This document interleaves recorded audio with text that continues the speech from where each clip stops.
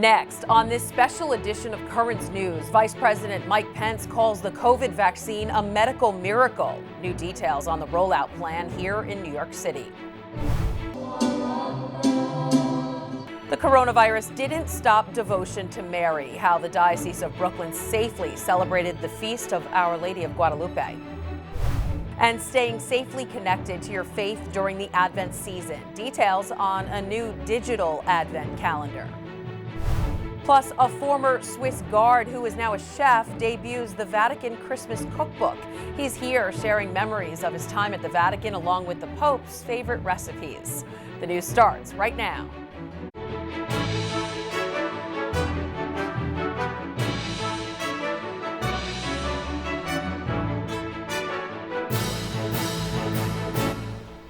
Hello, I'm Christine Persichetti, and welcome to this special edition of Currents News, highlighting the week's top stories important to the Catholic community. We begin with the war on COVID-19. The U.S. has passed 17 million coronavirus cases and over 300,000 deaths as the first vaccine rolls out across the nation. And the very first person to receive it, a nurse in Queens. Mandy Gaither reports.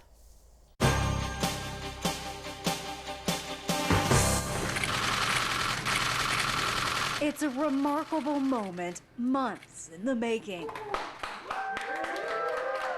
A New York ICU nurse. I feel great. And doctor. Ready? Yes. Okay, let's do this. Among the first to receive the first U.S. COVID vaccine today at Long Island Jewish Medical Center. The New York Regional Hospital System, Northwell Health, has seen more than 100,000 COVID-19 patients. This is what's going to save us. This is what's going to save the lives. We cannot continue to have 3,000 people die a day. This has to stop. And the only way to stop this is through the vaccination. Let's do this. The first batch of the vaccine was shipped out from a Pfizer plant in Michigan Sunday, headed for more than 600 sites across all 50 states. 3, 2, 1, vaccinate! A major turning point in the coronavirus pandemic. Those who get the vaccination will receive a second dose in 3 weeks. We will conquer this virus. I'm Mandy Gaither reporting. U.S. bishops are giving Catholics the go-ahead to take both the Pfizer and Moderna vaccine, despite its remote connection to what they view as morally compromised cell lines. They released a statement that says receiving one of the COVID-19 vaccines ought to be understood as an act of charity toward the other members of our community. In this way, being vaccinated safely against COVID-19 should be considered an act of love of our neighbor and part of our moral responsibility for the common good. Miami Archbishop Thomas Wensky was among the first people in South Florida and the first U.S. bishop to receive a COVID-19 vaccination. He'll join us on Monday to talk about his experience.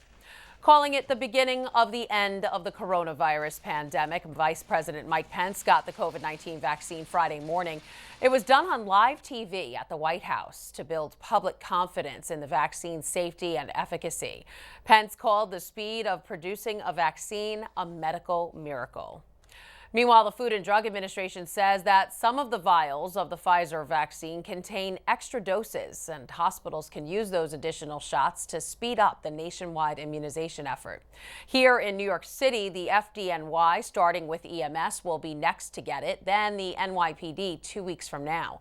Currents News' Emily Druby has more on the vaccine rollout from Long Island Jewish Medical Center.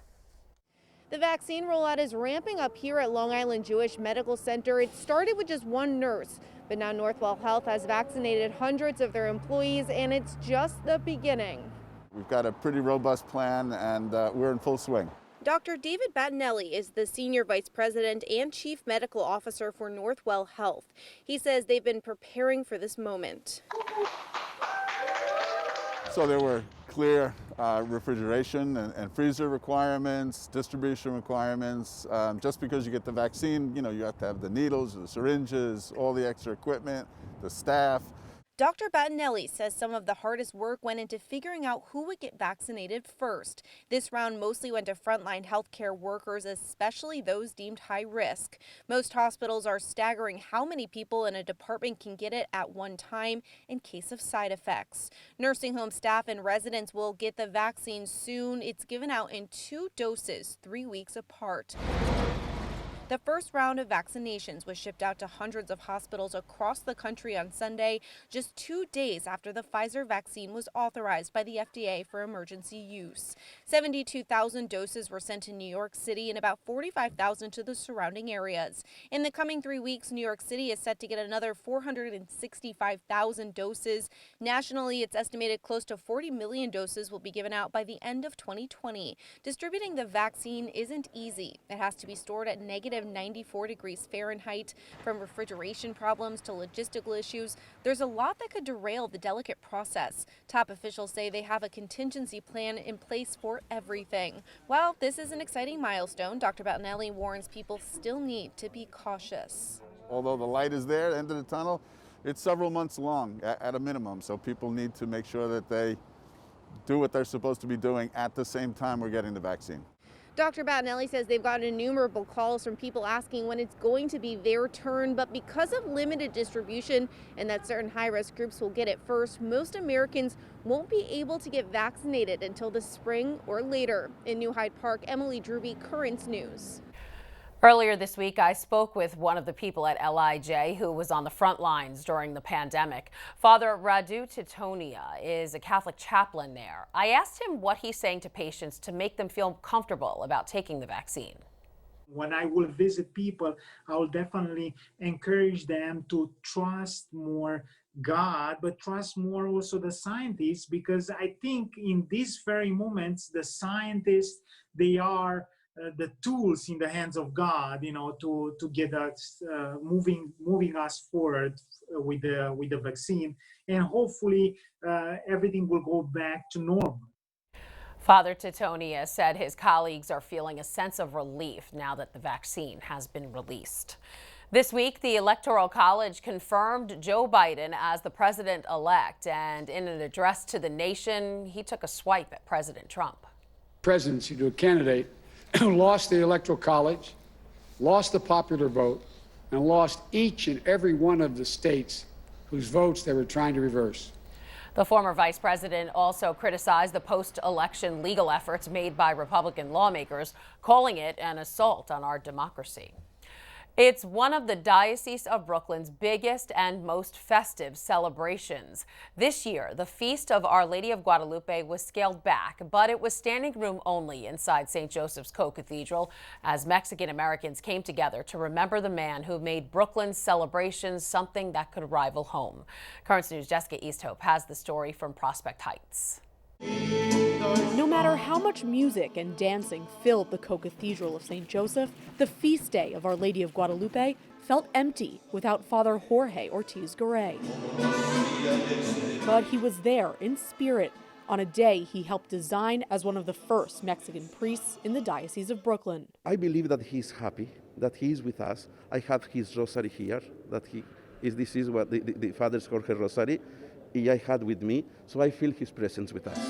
Father Jorge was also the first priest in the United States to pass away from COVID-19. He was only 49 years old. In the time he served the Diocese of Brooklyn, he breathed new life into cultural celebrations. Father Jorge is now at rest in Mexico. His family was in Brooklyn, celebrating his life and legacy in the Diocese of Immigrants. My brother, an example for life, but come here is the honor for my family, for my brother. The emotional celebration was scaled back. Instead of thousands, about 200 people socially distanced at Mass. Everyone wore masks and T-shirts with Father Jorge's name on them. Father Jorge was the ideator. We're sorry that God took him from us, but he's helping us, I think, from his place with the Lord to keep the Mexican apostolate going. The Guadalupe torch, which symbolizes the light of Christ, is also lit this year in memory of those we've lost. For Mexicans in the Diocese of Brooklyn, Father Jorge's light is with them. In Prospect Heights, Jessica Easthope, Currents News. A Coney Island church also celebrated the feast day of Our Lady of Guadalupe, but in a different way last weekend.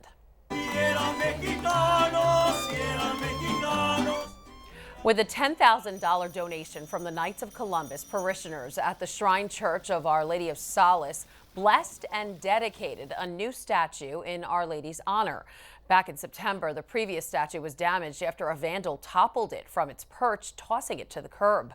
A suspect was arrested a month after the incident and charged with criminal mischief. More than 100 people came to see the new statue surrounded by roses. There's a lot more ahead on this special edition of Currents News. We'll travel back in time to see how a vaccination effort in New York City crushed another deadly disease outbreak in just weeks. Plus, DeSales Media is bringing Advent into the airwaves with a digital calendar that's keeping Catholics across the Diocese of Brooklyn connected this Christmas season. I'm Jessica Easthope, and that's ahead. And the former Swiss guard who wrote the Vatican Christmas Cookbook shares memories of his favorite traditions inside the Vatican.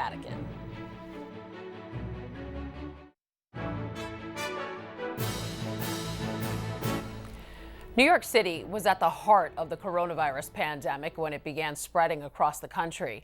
But that wasn't the first time the Big Apple faced an infectious killer.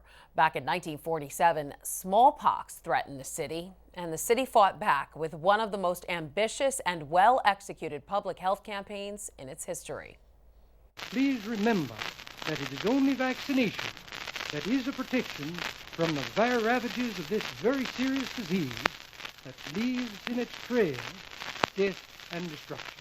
That was New York City Health Commissioner Israel Weinstein in 1947, urging all New Yorkers to get vaccinated after an American businessman contracted smallpox during a trip from Mexico and later died in a New York City hospital where others soon became infected.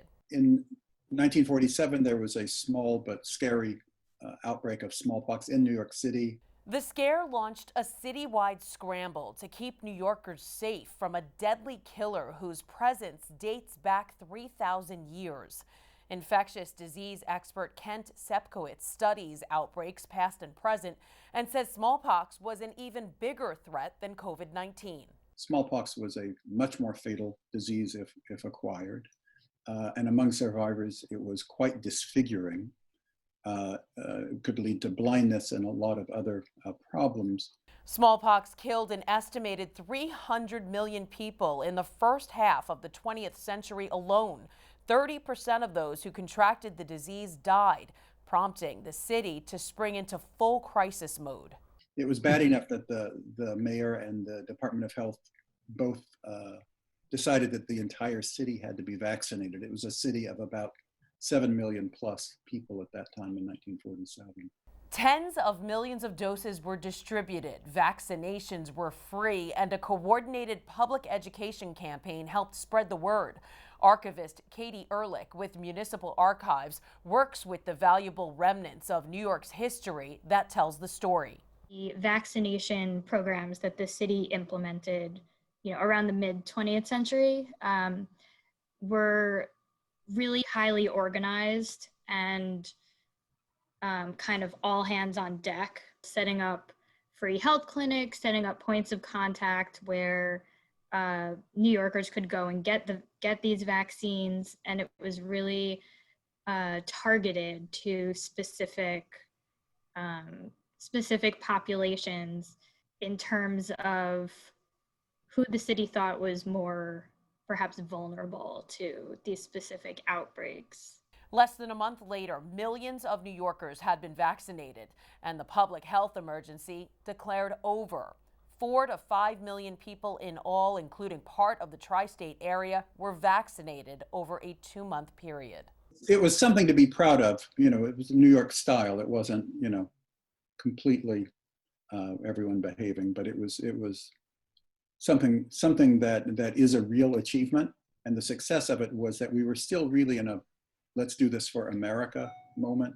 We were very much in a taking orders is okay moment. That's how you get things done. The 1947 smallpox scare marked the last major outbreak in the country. Smallpox was officially eradicated in 1980. Though the COVID vaccine means there's an end in sight to this pandemic, the Christmas season won't be the same. That's why DeSales Media is bringing people across the Diocese of Brooklyn a way to stay connected. Currents News' Jessica Easthope has more. We started with hope. The candles on this wreath represent the 4 weeks of Advent, but each candle also has a meaning: hope, peace, joy, and love. Just as we hope for the coming of Christ in Christmas, but we, I think all of mankind, is just hoping for a time when the vaccine is here and this disease, this pandemic, is behind us. This Advent, Father Christopher Henyu is partnering with DeSales Media Group, the communication and technology arm of the Diocese of Brooklyn that operates Net TV, to create a digital Advent calendar as part of DeSales' Rediscover Christmas campaign. I think it was just sort of a natural transition to digitalize the traditional Advent calendar. In a way, it can reach a lot more people. We are people of hope. We hope in things unseen. The calendar features videos from Father Henyu with a new message for the week's theme every Sunday. There are also prayers, quotes to reflect on, and actions to take. Some even let you treat yourself. In some of them, they are like create Christmas ornaments with your family, but then other ones are a little bit deeper, like reflecting on 5 things that you can be grateful for this year. It's always hope, peace, joy, and love. Caitlin Sack-Dallin is the social media community manager at DeSales. She helped get the digital Advent calendar rolled out. It has nearly 600 daily viewers and has reached more than 60,000 people on social media. It's kind of meant to be a purposeful way for us to reconnect and really, truly rediscover Christ in Christmas. Unlike the Advent calendars you can buy at a store, there are no chocolates or sweet treats. But Caitlin says this Advent calendar offers something much more satisfying. It's really meant to kind of fill your soul and feed you kind of internally in a different way and fill you with the hope of Christ. So while this season is missing some tradition, it gives us a chance to bring Jesus back into focus and rediscover Christmas. In Richmond Hill, Jessica Easthope, Currents News. A reminder to parents, the annual Tablet Christmas Art Contest is on. Students in grades 1st through 12th in Brooklyn and Queens are invited to express their faith through art with the theme, Keep Christ in Christmas. So if your child is interested, they can send their artwork to the tablet.org/2020 art contest. Remember, this is a digital art contest, so no physical artwork will be accepted at the Tablet's office. One more thing, Wednesday, January 13th is the deadline, so you have to submit those works of art before 5 p.m. that day.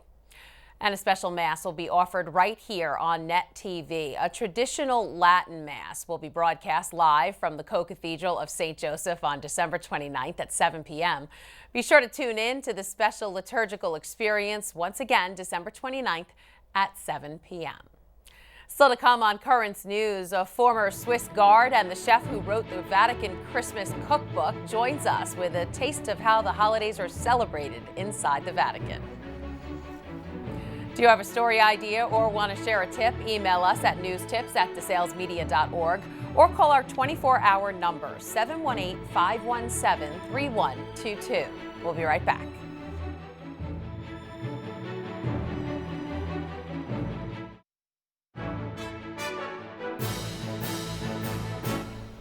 The holidays may not be what we're used to this year, but that doesn't mean you can't have your own very special Christmas at home. A Vatican Christmas Cookbook has 100 recipes from inside the walls of the Holy See that you can see on your tables this Christmas. I spoke with the book's creator, chef and former Swiss guard David Geiser about why he thought it was important to release the cookbook during the Christmas season and during the pandemic. At first, it was not planned that we have a pandemic. I think nobody has planned this pandemic. Yes, we had this plan to bring the book out, and I think it's also important in a pandemic to make your plans. And a book or a cookbook should be also make people happy, and this was my goal. Okay, I love it. Now, which is your favorite recipe in the book, and which is the favorite recipe of the Swiss guards that you were with and also the popes? Good question. Yes, I would say I have a lot of recipes inside which I love a lot, but I wrote all the recipes, so I like all of the recipes. It's my job, and it's very difficult to say only one recipe is my favorite, because it's a little bit like your kids. These are the recipes, and I can't say this exactly, but I think for different recipes, I like, for example, for Christmas, something special, something to eat with the family, something great, and maybe in other day a little bit something smaller. And so I love all the recipes inside. Okay, what can you tell us about Pope Francis's favorite recipe? About it, I know he loves to eat sweet things. This is, yeah, he loves it. The problem is the pandemic, and it was planned to go to Rome, and I hoped to give the book to Pope Francis and to ask him then also what is one of your favorites, and I didn't had the chance till right now. But I would say something of the cookies, or some dessert or something. Okay, I probably have that in common with the Pope. Tell me, I hear that the recipes were inspired by popes and other church leaders. How so? Yes, I had the possibility with my first cookbook, or with my first international cookbook, before I wrote 3 other books, to have near contact with the Holy Father, with some important people in the Vatican, with cardinals, with the commander of the Swiss Guard. And so I know in which way I have to make these recipes. And with this new cookbook, I made it from Switzerland, but I was in touch with some one. And yes, from the first book, I know in which way I have to go. I also know that in the cookbook, you can read about different Christmas traditions at the Vatican. So tell us a little bit about one of your favorite traditions at the Vatican for Christmas. Yes, here in Switzerland, it's very famous. St. Nicholas, when St. Nicholas came to the kids. And also in the Vatican, for the Swiss Guard, we had this tradition on the 6th of December. Normally came the Holy Nicholas, or St. Nicholas, and he came to the Swiss Guard, and then he tell us about funny things about the year, how it is the tradition here. And I love this day. Oh, it sounds so nice. David Geiser. Your cookbook is the Vatican Christmas Cookbook, and I cannot wait to read it because I can use a few recipes myself. Thanks for joining us. Thank you. Have a nice day. Bye. And if you'd like to prepare your own Vatican Christmas at home, go to sophiainstitute.com. That's sophiainstitute.com. Before we go, a quick picture to put you in the holiday mood. A guaranteed Merry Christmas for this family at the Catholic Charities toy giveaway. Every year, Catholic Charities Brooklyn and Queens gives away hundreds of toys to families in need, so they too can have a holiday season worth remembering. And remember to stay right here on Net TV. The Catholic Charities Christmas concert will be airing at 9 o'clock tonight. And that is Currents News. I'm Christine Persichetti. Thank you for joining us, because we are putting your faith in the news. Hope to see you again next time.